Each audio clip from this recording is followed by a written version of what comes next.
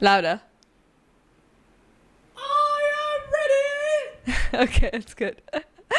All right then. There is a reality TV show in India called Big Boss. Bigg space Boss.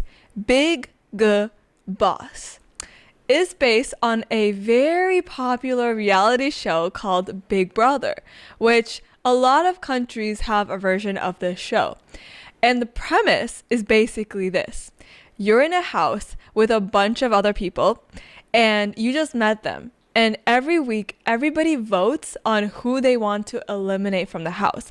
The person with the most votes gets eliminated, and your job is to be the last person in the house. The best way that I can describe it is with Big Brother, you're analyzing every move, every word. There's alliances, there's manipulation. I mean, you're all living together, but if you don't play your cards right, you could be backstabbed and out the door before you know what's happening. And as the viewer, you're figuring out what's everyone's strategy and how many pawns have they lost in their game of mental chess.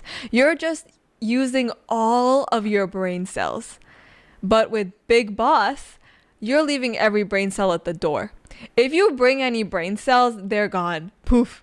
The longer that you watch this show, the dumber you're going to get. It's almost like every single person on this show agrees to be on the show, signs an agreement that says, I must engage in at least 10 petty arguments a day with my fellow housemates, and at least 5 of them have to result in a shouting match, at a minimum. It feels like everybody signs that form and agrees to do that. And let me give you an example of what I mean when I say brain rot, okay? Pooja, what is this behavior? Pooja, what is this behavior? I see you laughing. Pooja, what is this behavior? Is probably the most chef's kiss, iconic petty fight in the history of Big Boss. So a couple of girls are standing around in the kitchen. Suddenly, you hear the sound of metal hitting the floor and the trash can falls over. One of the girls whips around to the other girl. Pooja, what is this behavior? I'm sorry, I kicked it by mistake. You can't kick it by mistake. Then pick it up if it bothers you. No, you will pick it up. You don't tell me what to do. I can tell you, you do not tell me what to do. You do not tell me what to do. Or what? Are you gonna hit me? Do you want it? I don't want Because you're to. asking for it. You're dying for it.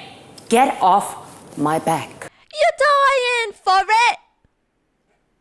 It's so iconic. It's so good. I didn't even know it was from the show. That's kind of cool. Yeah. Pooja starts aggressively brooming the floor, but every few seconds you just hear like a bam, bam. Pooja keeps slamming the broom on the floor as she's sweeping with it. She's just like sweep, sweep, bam, sweep, sweep, bam. One of the girls goes, Pooja, calm down. Bam, bam, bam. The broom bends at a 45-degree angle, and Pooja bends it back into place to fix it.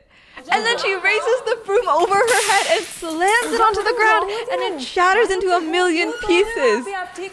Pooja is just dripping with sass as she says, clean it. And she just walks away. She just walks away.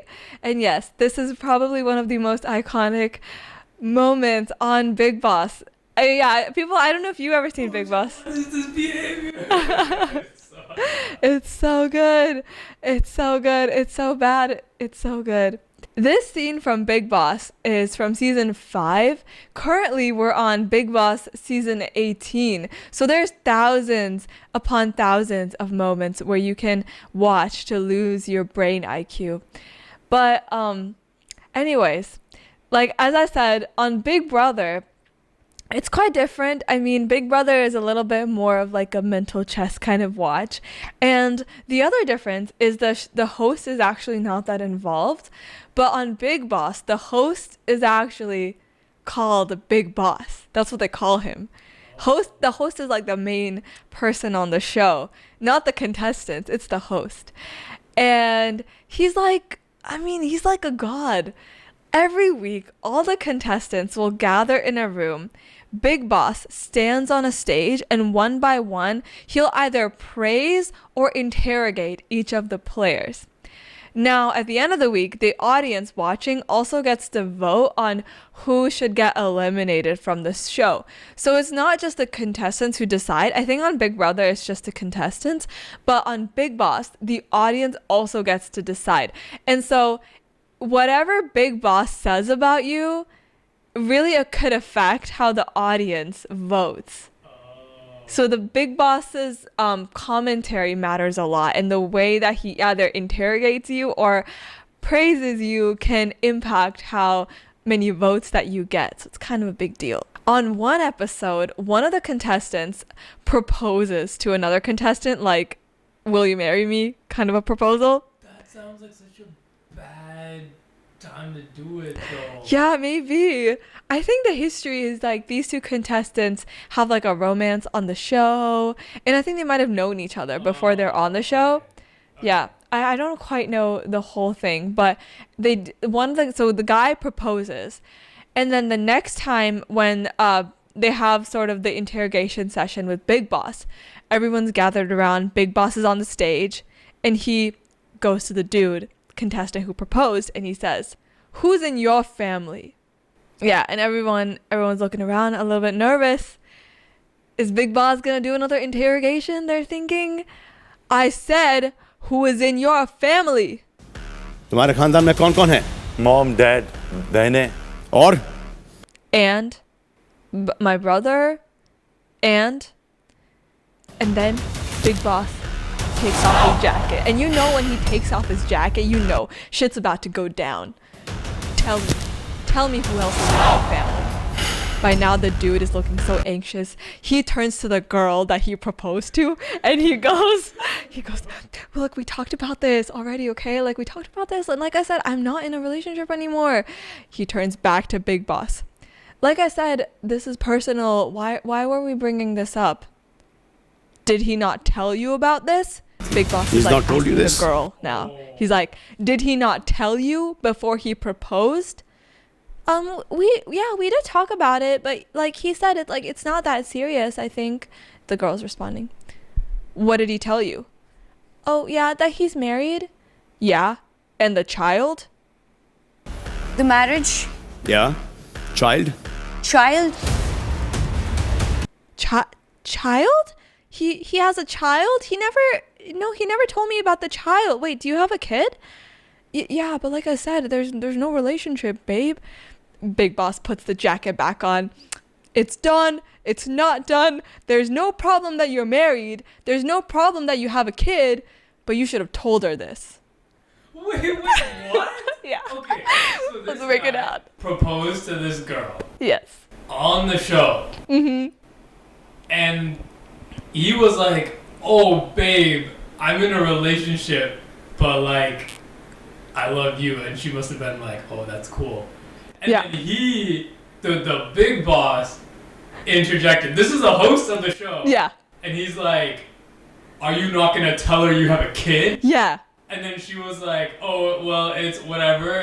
Or no, the guy was like, "Oh, yeah, but it's like whatever, it's cool." Yeah.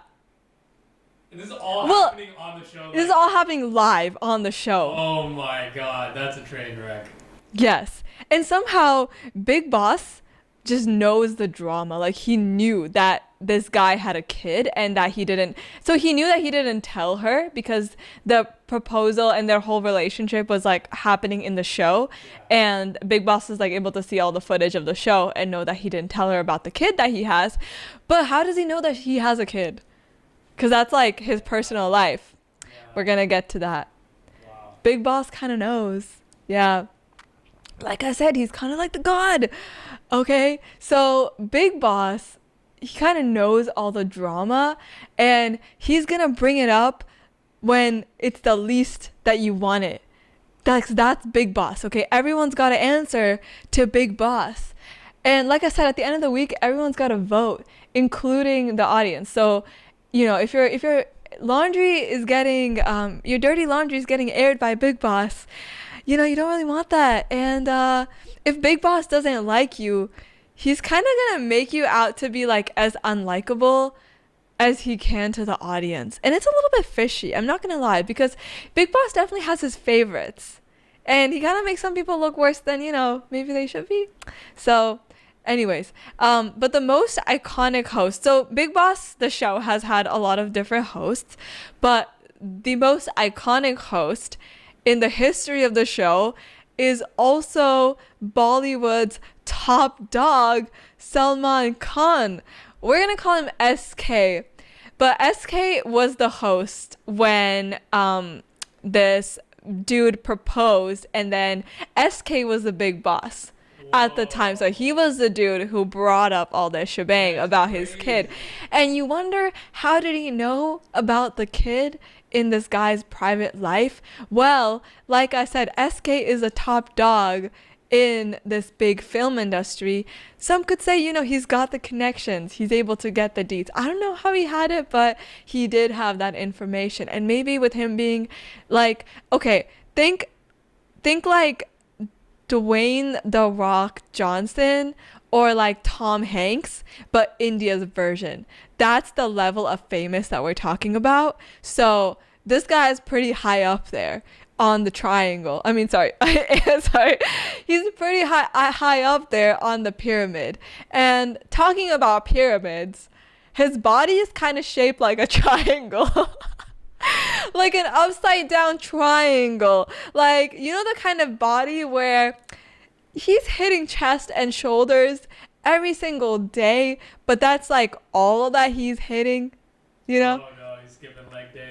Like, what even is leg day? He's never heard of her. So, like, think Johnny Bravo, but even Johnny Bravo had better ethics than this guy. We're gonna get into it, but he's kind of known to be a bit of a womanizer in the industry, I'm not gonna lie. So this guy, SK, basically he's synonymous with the show Big Boss. He's hosted the most number of the shows. He's basically like, everyone knows SK's as Big Boss, and everyone's got to answer to the big boss, right? But what happens when the big boss does some shit? Who does he answer to? Bow to the pressure of the outside. Let me guide you to revive the light.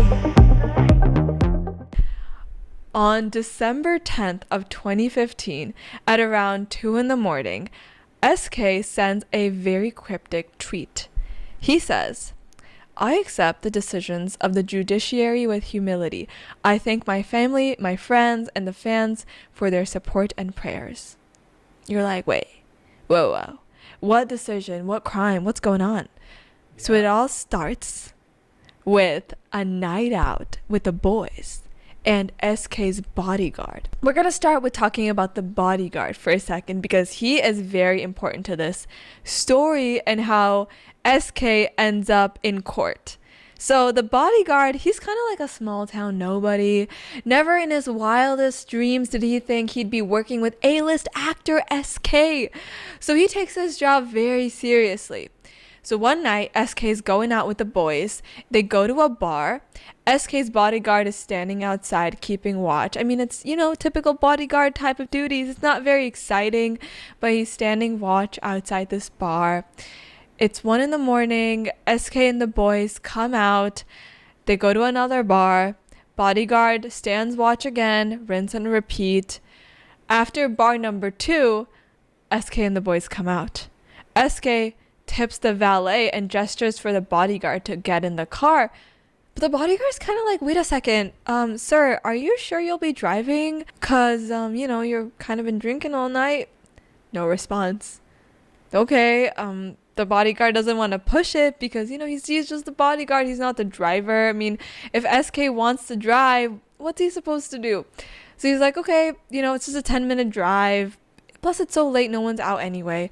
So the 3 of them get in the car. SK is in the driver's seat on the right side of the car because they drive on the right. And the bodyguard is in the back. The bodyguard is in the passenger seat on the left side, and SK's friend is sitting in the back. So we've got SK in the front driver's seat, the bodyguard on the passenger side in the front, and then SK's friend is in the back. And the car is moving way too fast, like way too fast for city streets. The bodyguard's looking at the speedometer, and guys, the needle is going crazy, okay? It's bouncing between like 90 and 100 kilometers per hour. That's like going 60 miles on a neighborhood street. That's kind of crazy. That's a lot. That's a lot. And the bodyguard's like, okay, wait, oh shit. Should I say something? Should I not say something? But he keeps thinking, okay, we're almost there. We're so close. I let me just like hold off. We're almost there. It's fine. And like I don't want to say something and have SK blow up. So let me just stay quiet for a few minutes and we'll be there. And then the car is speeding forward. SK is supposed to take a right, but he's not slowing down. He's not turning. He's just barreling straight ahead. The bodyguard starts to panic. He's like, "Sir, I think you should slow down. There's a right turn coming ahead." But there's no response. SK is either too drunk to hear him or too drunk to care. Before he can even react, his body is jerked forward. SK completely misses the turn and the car swerves so sharply that the bodyguard's thinking, this is how I die. This is literally how I'm gonna die. And thank God he's wearing his seatbelt, because he's clutching onto his seat with both of his hands and he can feel the seatbelt getting tighter and tighter and tighter. SK slams on the brakes, but it's too late. The car is completely out of control. It's swerving, it's flying through the air, and everything around them is just a blur. Time is moving in slow motion and he can see the outline of a building in front of them. And he's trying to read the sign, trying to figure out where they are when, boom, the car crashes onto the sidewalk in front of the building. Everything goes dark. Everything goes silent. And then, slowly, he starts hearing voices. Voices getting louder and louder and louder. And that's when he realizes, oh my God, we didn't just crash into the sidewalk. We crashed into a wall. We crashed into people who were trying to sleep on the sidewalk. The car crash killed one person immediately, a 38-year-old homeless man named Nurullah Sharif, who was sleeping on the sidewalk. 4 others had life-threatening injuries. One of them, a man named Abdul Rauf, was so badly hurt that his leg had to be amputated. So the car crashes and immediately there are people running toward the scene because obviously there's been this horrible accident. But then SK gets out of the car, looks around, and runs away. The man really just said, "Not my problem," and runs away. I'm sorry, what? So now the police are showing up at SK's house because they found a completely destroyed Land Cruiser, 1 dead person, 4 seriously injured people, and no driver. But the car was registered to SK, so they're like, okay, where's this man at? SK's at home. SK's sleeping in his bed. He's claiming that he's been sleeping the whole time. He's like, what, accident? Oh, I don't know anything about an accident. I've been home all night. Oh my God, that's rich. Yeah, and the police are like, this is your car. Your car just killed someone. Where were you at? The math ain't mathin'. Oh, that? Wait, is that my car? Oh, yeah, right. Yeah, I think that's one of them. I mean, I have so many cars, it's hard to remember. The police are obviously not buying this. They arrest SK, but here's the thing, and I mean, I don't even have to say it, I don't even have to say it, but the rich don't play by the same rules. So he gets bailed almost immediately. Like, he just killed someone, driving and fled the scene, and he's out with bail within days. People are literally holding up signs saying SK is innocent. This is a conspiracy against our hero. But then the case goes to court, and this is where everything just becomes a complete nightmare because suddenly witnesses start changing their stories. So you've got witnesses coming to the stand and then they're like going back on what their statement was. Oh, yeah. great. So it starts to get a little bit suspicious. And remember how I said the bodyguard was there the night that SK, when this all happened? So here's how things went down according to him. He said, listen, I got out of that car. I was woozy as hell, right? I was trying to catch my bearings. But when I came to, I knew what I had to do because I knew what had happened. So I took a cab straight to the Popo. I show up and the police are like chit-chatting about what happened. They're like, oh, did you hear SK drove into a crane? That's what they're saying. They're chatting about what happened. One of them says, oh, look, man, if you're here to ask about SK, we're already on it. We've been searching for him everywhere. The man's practically vanished. I mean, he was right there. How'd you miss him? Are you like his bodyguard? Wait, do you have any idea where he could be? We searched all over the apartment. I mean, the gym. We searched, his room. Where could he be? The bodyguard is silent. Man, I can only imagine the front news tomorrow. Superstar SK in a hit and run. The public's gonna go crazy. Anyway, sorry man. Looks like you're gonna have to be here for a while until we find him. You're not hiding him or anything, are you? The bodyguard shakes his head. Clears his throat. I'm actually here to file a case. Oh, missing person report? That won't be necessary. I'm sure we'll find him before that. I mean, he's a celebrity, for God's sake. How long can you hide before he's found out? No, I'm here to file a case on SK. He drove his car drunk and ran over 5 people. Officer, please arrest him. Everybody goes quiet. Oh, okay. Wait, hold up. You want us to put a case on SK? Yes. Wait, SK the guy that you're hired to protect? Yes. You're his bodyguard? Yes. Are you sure about this? Yes. He seems like he's really gonna go for it. Now, SK, he goes on to say, that ain't the truth, officer. That's not how it went down. I mean, what can I do? People are jealous of me. They're jealous of my fame. They're out to get me. This bodyguard's not the first one, and he won't be the last. But let me tell you how it really went down. It was supposed to be just another night, another night with the boys, to slip under the radar, pretend I'm not SK for a bit. But the truth is, when you're SK, there's no such thing as privacy. There's always someone watching, and every little move is up for grabs. And people be checking me out. That's 'cause they know I'm hot shit. That's right. They know good stuff when they see it. Yeah, baby. But I don't let it get to my head. Of course I don't let it get to my head. Was I drinking? No. H2O. Straight H2O. That's right. Pure as my soul, baby. And I know some people won't believe it. But that's the same people who never tasted... Wait, what? And I know some people won't believe it, but those same people never tasted. Do you feel me? My friends were drinking. I mean, yeah, my friends were going, they were going for the Bacardis, the Cosmopolitans. But me, I wasn't in the mood to go that hard. But of course, there was a receipt, some Bacardi on the bill, yeah. And suddenly, everyone's pointing fingers. But you know what? Even the bartender said he didn't see me drink. So who are you gonna believe? But anyway, we walk out of that bar and my bodyguard, Patil, he's staring at me like he's got something to say.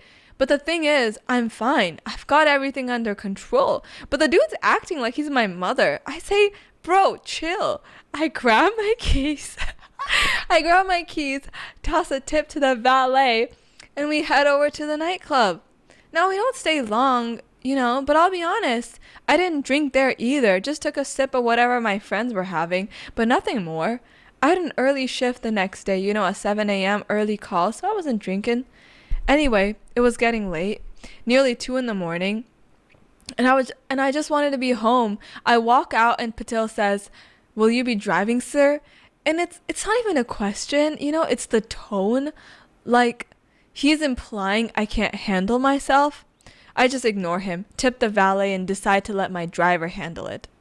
The plan's simple. It's 15 minutes max. I'm not reckless. I know my limits. And even Patil doesn't see it. I'm completely in control. So there we are, cruising through the quiet streets. And there's a freedom in it, The city's finally silent. And for once, I'm not under the spotlight. It's just me, my thoughts, and the open road. And I'm not even in the driver's seat, right? I'm not the one driving. I'm in the back with my friend, letting my driver handle it. And then, in an instant, everything shatters. The car veers off, and suddenly there's this horrible crunching sound of metal, glass flying everywhere. It's surreal. 1 second, I'm enjoying the night air, and the next, boom. It's like being trapped in someone else's nightmare. But it's real. This is happening. When I finally come to my senses, I can barely process what I'm seeing. People are on the ground, hurt, maybe worse. I feel this cold shock run through me. Like I was in that car, that one that just ran over these people. I'm horrified, my head spinning, and all I can hear is the sound of people shouting my name. And then I see the crowd. They're screaming bloody murder. And my instinct, get the f*** out of there. This wasn't just a crowd, this is a mob. And that's when the stones start flying. The windshield is cracking. I'm ducking my head down. And it's chaos. Patil, he's trying to calm them down, flashing his ID, telling them to back off. But no one's listening. So I do the only thing I can think of. I slip out the right side. Sure, yeah, it's the driver's side. But the other side door is jammed. And I'm not about to stick around. I spot my friend in the crowd. And he grabs me, hails a cab, and I'm gone. But before we go, I tell my driver to call the police. I wanted to make sure that someone came in and helped out. And you think that's the end of it, right? Just an accident, a tragic, horrible accident. But then come the accusations, the questions. Were you drunk, Salman? Who was driving, Salman? They're all looking for answers, pointing fingers. And the loudest voice of them all? Patil, my bloody bodyguard. What? So who's right? Or that's like a generational gaslight. Oh my god. Now, I knew I had to call my attorneys, but the time that I called my attorneys, it was really late at night, so I decided to lay low, and I already asked my driver to contact the police, so, what more could I do? Little did I know the story was spiraling out of control. The same guy I trusted to protect me, to watch my back, now he's filing a report against me? I mean, one moment he's by my side and the next he's standing there talking like he's some kind of martyr. But he knows. He knows the night wasn't what he's making it out to be. But I guess it wouldn't have made headlines if it was Salman's driver causes accident. So I had to be pinned as the criminal. The next day, the police station's a freaking circus. I mean, every officer staring at me like they already know the story, like the trial's already done. And then there's Patil telling his story to anyone who'll listen, talking like he's the one doing his duty, like he's saving everyone from me. And I'm thinking, seriously? I'm Salman Khan, not some reckless teenager. But there he is, pointing me out as this drunk, out-of-control criminal. From that day forward, it's like the floodgates opened. Patil's testimony changed everything. And the media's pouncing on every detail. I mean, why wouldn't they? They're just out here to make money, am I right? Oh, was he really driving? Was he drunk? And all I could think was, I wasn't drunk. I wasn't driving recklessly. But no one cared. They wanted a scandal. They wanted a villain. And they wanted me to be it. So that's that. That's the story. 2 men, 2 sides of the same night. But only one truth. And people can believe who they want. Patil, the man who did his duty, or me, the guy who lived it. That's it for part 1. Wow. Leave it to a huge movie star to weave a story like that. Yeah. Wow. I mean, they call him an actor for a reason. I mean, we will see in next week's episode what goes down because, hey, everyone's innocent until proven guilty. Let's see how the court case goes down because maybe, maybe everything isn't what it seems. Okay. Yeah. But that was it for part 1.